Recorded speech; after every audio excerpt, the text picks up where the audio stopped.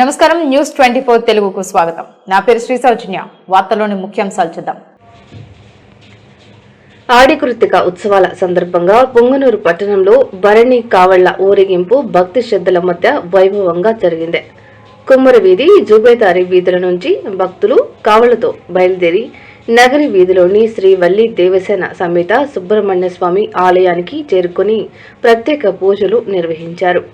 అనంతరం తమిళనాడులోని తిరుత్తని శ్రీ సుబ్రహ్మణ్య స్వామి వారిని దర్శించుకుని కావళ్లు సమర్పించేందుకు భక్తులు పెద్ద ఎత్తున తరలి వెళ్లారు.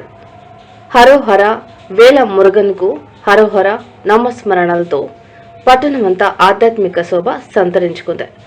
ఆడి కృత్తికను పురస్కరించుకుని రేపు ఉదయం స్వామివారికి పంచామృత అభిషేకాలు, సాయంత్రం పూలంగి సేవ నిర్వహిస్తున్నట్లు ఆలయ అర్చకులు ప్రదీప్ తెలియజేశారు.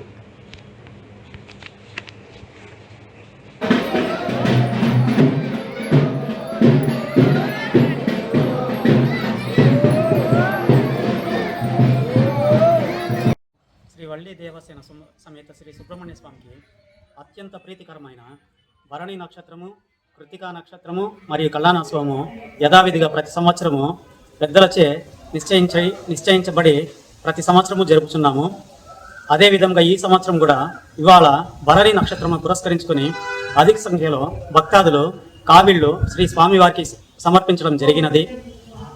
తర్వాత రేపటి రోజున కృత్తికా నక్షత్రాన్ని పురస్కరించుకొని ఉదయము 7:30 గంటలకు శ్రీ స్వామివారి పంచామృతాభిషేకములు, మహామంగళహారతి, తీర్థ ప్రసాద వినియోగము నిర్వహించబడును.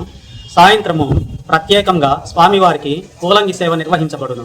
తర్వాత శనివారం రోజున ఉదయం 9 గంటలకు శ్రీ కళ్యాణ సుబ్రహ్మణ్య స్వామి వారికి ఉదయం 9 గంటలకు యథోక్తముగా కళ్యాణోత్సవం నిర్వహించబడును. తదుపరి భోజన కార్యక్రమము అయిన తర్వాత సాయంత్రము స్వామివారి ఊరేగింపు యథావిధిగా కొనసాగించబడును.